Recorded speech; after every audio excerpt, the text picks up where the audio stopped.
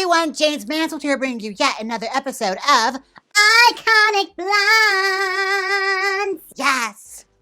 Oh my gosh, I'm so excited. Last time we did Barbie. Now we're doing another one of my idols. And one that y'all have been asking for. We are doing Mae West. Oh, yes. The legendary Mae West. Now, before I get started, I'm going to get my wig head right here and I'll be... Welcome back. Okay, I am here. I have my wig all pinned onto the head and I pre-curled it this time because it's a lot of like fussing around with the hair to do like half up, half down, lots of like focusing on the styling. So I wanted to make sure I wasn't like taking too long with this video because it's just a standard curl pattern. I have plenty of videos that show you how to do this. So I'll link those below for you. To get started, I'm just going to divide up the bangs because she did what we like to call a rolled bang. Whereas rather than committing to bangs, you would actually basically take the long hair that you did have grown out and, you know, roll them up. So I'm going to section these off to give me enough hair to work with. And with wigs, you usually can see where it stops right where the like lace is ending. So that's where I'm going to end it. So you can see where the lace is ending and where the tracks begin. That's how I know I'm going to divide them. I bet you're saying to yourself, wow, that hairline is lovely. Well, Ernie actually ventilated it for me, like the widow's peak, and he actually extended the sideburns for me. So I have like hair that matches my head. Okay, now just clip those out of the way because we will come back to you. All right, now the hairstyle I'm going off of today is one of the very few color photos of Mae West that's readily available. Because believe it or not, there aren't a whole lot. And the rest of like the hairstyles they have are like her from like the 20s and 30s when she has the really, really structured finger waves. And honestly, I'm not that good at finger waves like that, so I'm not even going to attempt it. So we are going to be doing 1940s Mae West when she was returning to theater. And she's got like a Barbara Stanwyck kind of vibe to her. It's really, really gorgeous. Like she looked the most ravishing during this period. I'd say she aged wonderfully. When she got a lot older, I always thought she just got more and more gorgeous. Now, Mae West is actually a native New Yorker. Brooklyn, I believe. I could be wrong. I'm pretty sure it's Brooklyn. But daughter of a corset model and a boxer, Mae West honestly became a scandal early on in her life. Like she got involved with burlesque and she became a star of the stage very early on. Like she was the girl that championed the shimmy. Like that was what they wrote articles about her, championing the fact that she was this girl doing this forbidden dance, the shimmy, which was very, very daring at that time. And if those of you who are young don't know what the shimmy is, I'll show you. It's this. Provocative, right? It's like nothing today, but that was all the scandal at the time. So her career dates all the way back to like the 1910s. Like she's really, really been around the block. Like the very, very dawn of burlesque on the stage before film. So Mae West was a burlesque queen. Not so much stripping, she was more of a comedy act. And the way she developed her comedy act is actually quite unique because at that time, in burlesque, there were drag artists. A lot of them very blokey, straight men, and a lot of gay men that did very, very beautiful burlesque comedy numbers as drag queens. So Mae West befriended a lot of these people, and she honestly helped shape her own act. You could say she was, you know, a drag queen, you could say, because that's honestly how her act was modeled. She tailored it after drag queens. She was playing a character.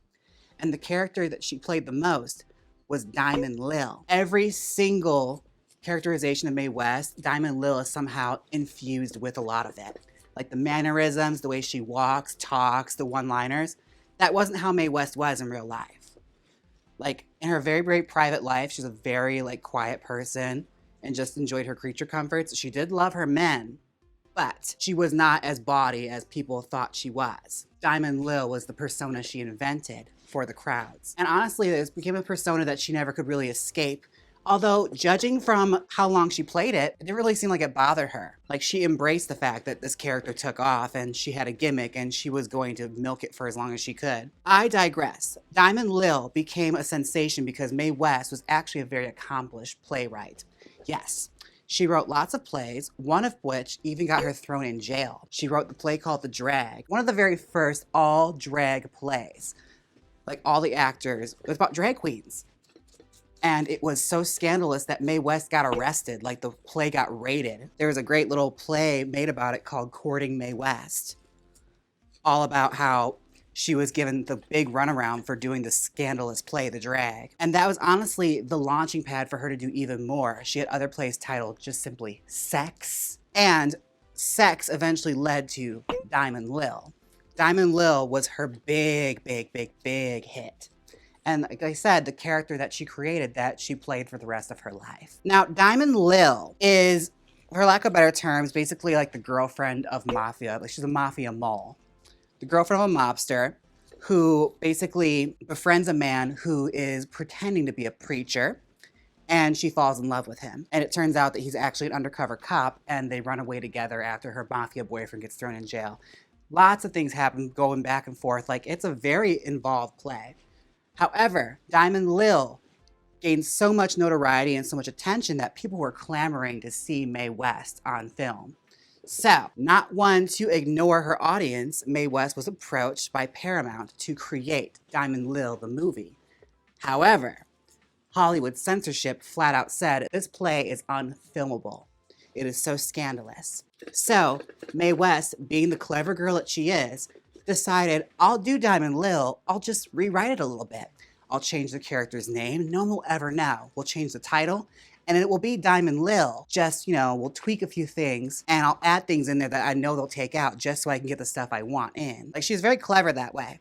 So Diamond Lil became Lady Lou, and the title of Diamond Lil became She Done Him Wrong. And thus, Diamond Lil was brought to the screen just as She Done Him Wrong. Like, she just changed the tiniest things. And She Done Him Wrong was a massive hit. Like, it's said by many that Mae West helped save that studio because they're on the brink of financial decline and disaster. And the fact that she brought so many people to the theaters to see her was a marvel. And she was one of the very first women that actually wrote all of her own scripts and honestly was going to be portrayed the way she wanted to be portrayed. All right, now I'm going to tease out the rest of this and I'll be right back. All right, I am back. Now, I clipped out the front portion of the hair. I'm going to work on the back because the back is going to be basically a rolled French twist. So, here's what we are going to do. I'm going to take my brush. And I showed y'all, y'all already know how I do this, but I'm going to do it for you a little bit anyway. Just brushing that to the back and then gripping it in the center, like so. Basically finding a stopping point in the middle. Because Mae West, at this point, when she was on stage, she was doing revivals of Diamond Lil, and she had a play called Catherine Was Great, about Catherine the Great and her loves, her many loves. So she always had her hair prepped so that she could wear large hats and plumes and feathers. She very rarely wore her hair down until she was much older. Which is usually it's always kind of interesting because fashion books, especially hair care and everything like that, they tell you when you're older, you're supposed to cut your hair shorter so that you look more mature and more elegant. Mae didn't go that route. When she got older, her hair got way longer. And I actually kind of love it because she still dressed like she was 20-year-old Mae West, just, hipping with the kids. She would have full beehives and updos, long curly falls. They were really pretty. And I used to love watching interviews. There's a great one with Dick Cavett where he's totally just leaning into this and not being rude, where he's like, the rumor is that you wear wigs. And she's like, I'm not wearing a wig, this is my real hair. Go on, come on close and look. And he goes up close and looks and politely says yep, that's her hair. And she's got this big old blonde beehive on with long fall and everything. Aw, that was sweet, They don't do it like that no more. But I digress. Now, Mae West's film career is an interesting one. She's got a handful of movies that are fairly good and nice to watch, and a lot of them that are frankly just unwatchable, which is kind of like a toss-up. That's kind of how a lot of actresses are, especially actresses of her regard. When she was allowed to have what she wanted in the films were better. And this is always a problem with Mae West. And a big deal she had with Hollywood was its censorship.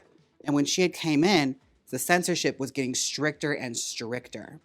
All the sexual innuendos that she would make, she was not allowed to do. And no matter what, she just could not win. They were always just butchering her scripts. And she was one of those people that took pride in the fact that she wrote everything she did. And she didn't like people writing her dialogue for her. Because she always had said, no one can do Mae West like Mae West. So she did not want anyone else writing her dialogue for her. I have to say, when it comes to like my favorite Mae West movies, I like She Done 'Em Wrong the best, her very first one. It's the best because it features the most of her. Like the Mae West persona, you get it in spades. Like it is absolutely everything you could think of when you want a Mae West movie. And they get progressively worse and worse. Like I'm No Angel is nice. It's fun. There's a lot of funny moments in it. Like a lot of the Mae West memes come from that movie. Like the I see a man in your future. What, only one?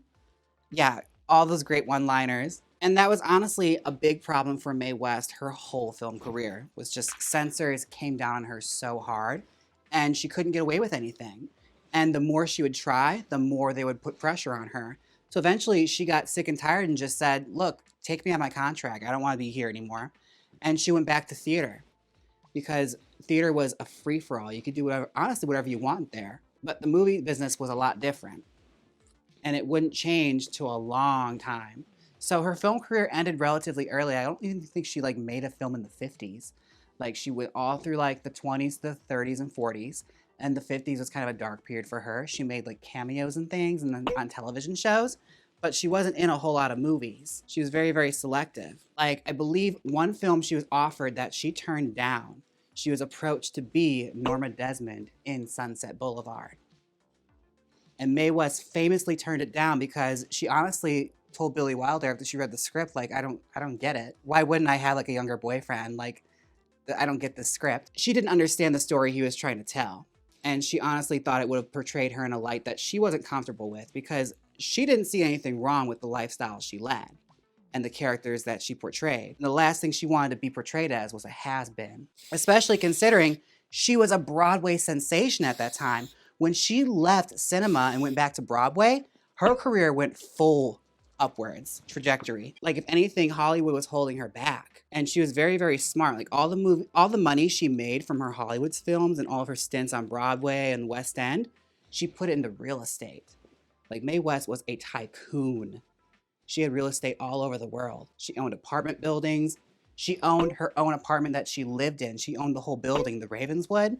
That was hers. And she lived there up until her death. Now, a little fun fact about me and Mae West, there's actually a connection. Now, I, in high school, loved Mae West. Like, I was obsessed with her. And I had a phase where I went through and watched all of her movies. And I actually had the opportunity to play Mae West in an indie film at the very, very, very, very beginnings of my drag career. I will say the movie is Diamonds to Dust. It was about Jaymes Mansfield. It's a very, very indie movie. And but I won't post pictures of it because I looked horrendous. Oh my God, I looked horrible.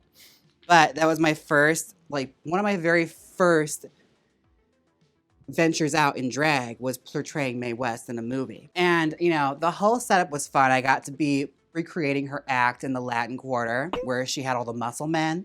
So that was fun. I got to be surrounded by muscle men and do a little number, but I looked horrible. Oh, I looked terrible. Like, don't hunt it down. You'll only upset me. But yeah, that was one of my first parlays in the drag. And I have Mae West to thank. What a way to start, you know, portraying one of the greats. And drag queens love Mae West. Like long before Alaska on All Stars, Mae West was a staple for celebrity drag impersonators. Like Charles Pierce, Craig Russell, Jim Bailey. They all had a Mae West number. And it was always the funniest number of everyone's set. Like Charles Pierce's Mae West bits, they are, in my opinion, way better than his Betty Davis is. Like the jokes he cuts in there, the filthy, filthy jokes he makes. So good. Like people don't understand, like Mae West is a comedy standard, especially with drag. She was a drag standard for a long, long, long time. And I'm glad, like, you know, she's starting to get a little bit of a resurgence and people are starting to realize just how clever and funny she still is. Because for a while there, she was sort of starting to vanish. It was like she was a prolific comedian and especially for her time, very, very daring and very risky the stuff she managed to pull off and the career she managed to have because when you look at her, she was not a great beauty by the standards of Hollywood. Like at that time, like it was the Jean Harlows, Joan Crawford, you know, those beautiful, beautiful, sculpted, symmetrical faces of women like Greek goddesses. And Mae West was a bit heavier. Her face is shaped a bit weird. She had a big nose. Like there's a lot of things that worked against her. And she was also in her 40s when she came to Hollywood. which is like death for an actress. And she managed to create a lengthy career where she wrote and starred in all of her own movies. So that is a huge accomplishment in itself, and something that almost never happens today. Like, it's unheard of. And the fact that like she garnered enough notoriety, enough attention, and made enough money to where Hollywood took her seriously. Ooh, we're reaching the home stretch here. Now, I'm just honestly going through here and brushing and combing through this, just kind of smooth it out and decide where I want to like lay those curls and those waves. Because at this era, she wasn't really doing the solid like finger waves anymore. She was more or less going for soft. Softness was the goal. You didn't want hard hair. Plus, finger waves definitely put you in a time where it ages you up a lot. And when she was wearing them in her youth, she wanted to look older. Whereas at this point, she wanted things to be softer. So like a lot of her hairstyles in her everyday life basically appealed to that. They were very youthful hairstyles that made you think youth. That was the goal in mind. Now, Mae West made a not so triumphant return to film in the 1970s. In the 70s, she made a film based on Gore Vidal's novel, Myra Brackenridge, where she starred alongside Raquel Welch. Now, this movie was controversial for all the wrong reasons. To give you the rundown, Myra Brackenridge is a film that probably should not have been made and could never be made today because it is not very 2022. It basically stars Raquel Welch as a trans woman who returns to a college to seek revenge on her lecherous uncle. And let's just say all sorts of bonkers things happen. Crimes are committed and it is problematic. And also the film itself makes absolutely no sense because it was made by a director who had no respect for the source material, wasn't comfortable with the source material, and had no desire to make this movie. He was just being paid a lot of money. But Raquel Welch was taking the film very, very seriously. She saw it as something that could honestly put her career in a new trajectory, like a whole new direction. And that was not the case. And they sold it to Mae West as a way to revive her and introduce her again to the 1970s in color, because she had never made a color film. So deals were cut. Mae West had Edith Head designing her outfits. Like, it was all guns a-blazing. She was excited to return. She was playing Letitia Van Allen, a talent agent, who Mae West, as she will do, Mae West is called Mae West, completely rewrote the character to just be Mae West. Like, Mae West is honestly some of the funnest parts of the movie. Aside from the wardrobe that Raquel Welch wears, it's a complete bore. But Mae West got all the positive attention, and the movie was panned critically. Like, they completely, and justifiably so, tore it to shreds because it was really, really bad. Although it was very popular in the gay community because it was one of the few scraps we were thrown where Hollywood was actually making a movie based on a queer subject. Unapologetically queer at that. So for a long time we championed it, but we've since come around on it. We see the cracks in its foundations very clearly now. We've had better films since then. But Myra Brackenridge was Mae West's return to cinema. And she made one more film after that called Sextet, which was based off of a play that she had created. And the play was a huge success. The movie's not like that. The movie is honestly Mae West basically feeling herself. Like, she is feeling her oats the entire film. Like, she has a big cast of these way younger men co-starring as her love interests. Timothy Dalton is her love interest. She has numbers in it and songs. And at this point, she was in her 80s. So like, she was moving a lot slower and couldn't really remember lines. So like, they would make up horrible rumors about her. Like, one of the horrible rumors is that she had an earpiece in and it would sometimes pick up frequencies. At one point, she shouted out like a police code as something drove by.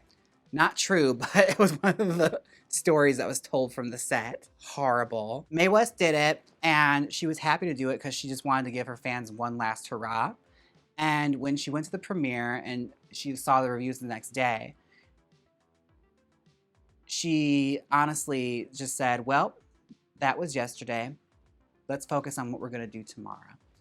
And from there, she just honestly became a celebrity again. She just would make appearances on talk shows until, sadly, she had a stroke and passed away in her apartment in the 1980s. She lived such a fascinating life. Like when you go through the accomplishments and the accolades of Mae West, that's just the tip of the iceberg. Like she lived such an interesting life. And by her own terms. She dated as many people as she wanted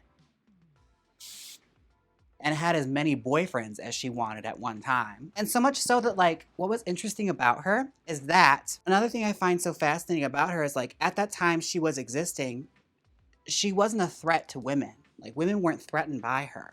Like if anything, she was someone that women championed because it was all about owning your sexuality and owning your womanhood and using it in a way that's quite empowering. Long before the feminist movement, like she was just doing things on her own terms and you weren't going to tell her what she was going to do. And if you were, well, it was nice working with you. All right, now I'm honestly just fussing around with the curls and putting updo pins wherever I can. Can I just say, I remember using some of these back when I worked at a beauty salon and I thought they were such bullshit. But I've come around full circle on updo pins. I love them now. I was like, they're not holding anything, but they truly, if you like actually insert them in places where they're supposed to go, they are helpful. Yeah, like I said, I'm just honestly going through and just molding curls. All right, well, I have to prep this for my own head and do some adjustments when I have it on there. But for the most part, she is done. She is prepared. She is a prepped and ready Mae West updo. You could put a hat back here. You could put feathers, a headdress. She's ready for it all. All right, I'm going to try my look and I'll be right back.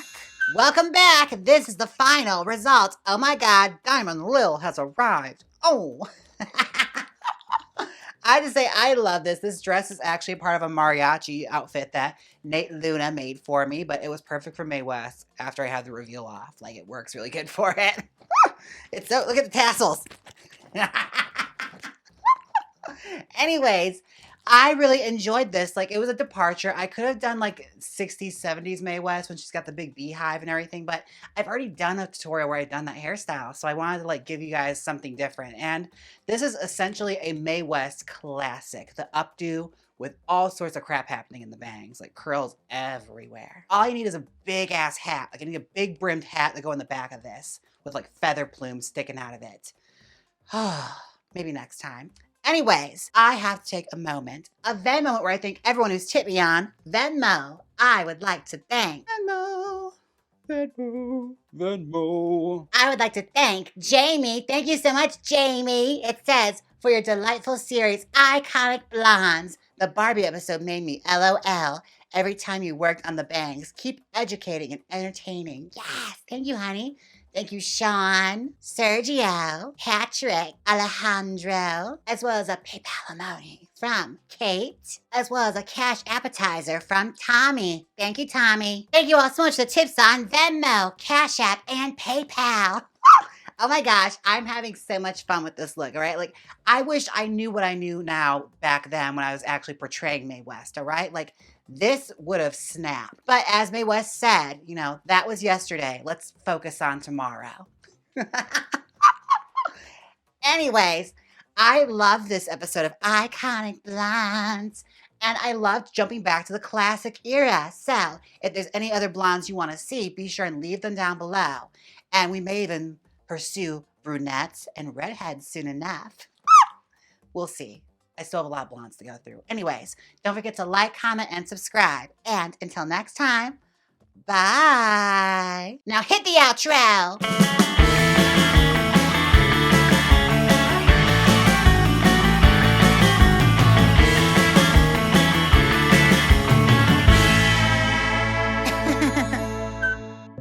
Click here and watch my last episode of Iconic Blondes. It was Barbie, or the one before that, Etta Jaymes. Come on, click it. You know you want to. If you don't click it, I'll raid your refrigerator. So click it.